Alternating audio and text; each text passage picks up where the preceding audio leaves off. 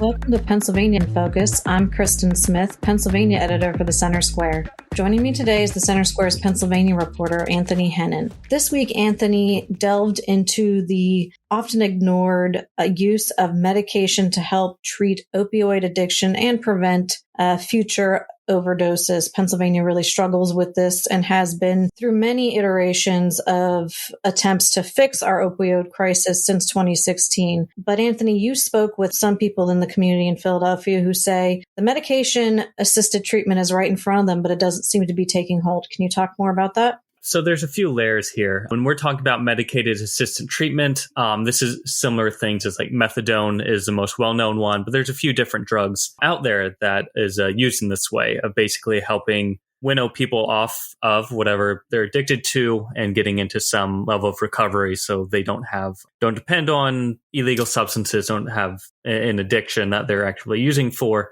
So, this is, you can see this in some state prisons, even a couple county jails. But this is also used on the level of recovery homes, rehab, detoxing. There's different points where medication assisted treatment can come into play here. When we're looking at, the state correctional structure here, its use is growing, but still not necessarily embraced at a lot of places. Off the top of my head, I believe state prisons we have, I forget exactly how many we have, but there's only a few that have been offering medication-assisted treatment, but it's increasing. The Department of Corrections, when they were testifying in front of the General Assembly, I believe there's 14 state prisons that offer medication-assisted treatment in some form, but county-level jails, it's much less common. This is an issue on county-level jails because that's where a lot of people get introduced into the corrections system here in Pennsylvania. So if that's not happening on the county level, then it's not necessarily happening as that person transfers over to a state prison or anything like that. And it can essentially exacerbate a lot of these issues we see. When you're looking at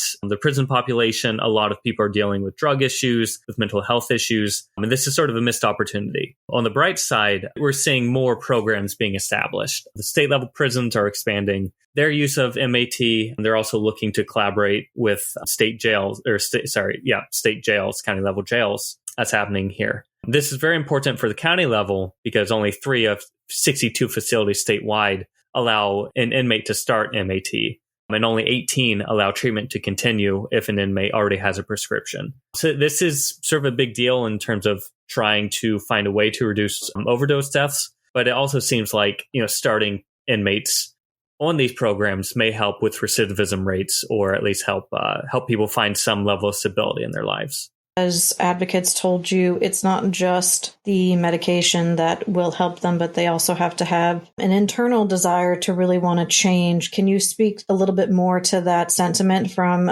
some of the advocates that are involved in housing and recovery programs? Yeah, so I spoke with Fred Away, who leads the Pennsylvania Alliance of Recovery Residences. Essentially, they do different sorts of outreach to people on the street.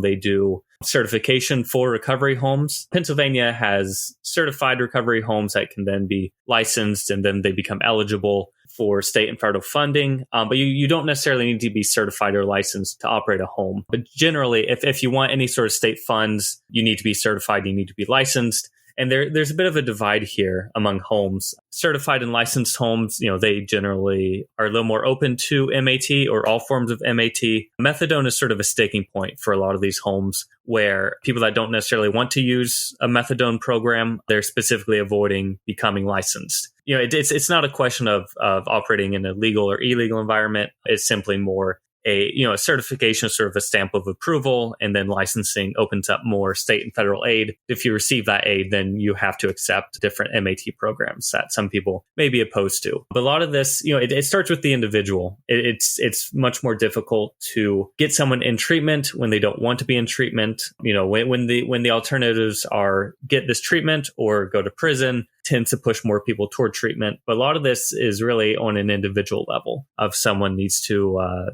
come to the conclusion that they need some sort of help and some sort of way to recover. So that seems to be number one. And, professionals working in this space, it's difficult for them. And, a lot of this also just comes into general stability, being able to have some sort of stable housing, being able to find a stable job and, paying for your basic needs. That was also one thing that Wade really emphasized of just this is a two-pronged problem. It's not just people wanting to recover, but making sure that they're around people who share that same goal, and they're also able to get some form of stable housing and a stable job. Keep up with this story and more at thecentersquare.com. For Anthony Hennon, this is Kristen Smith. Please subscribe and thanks for listening.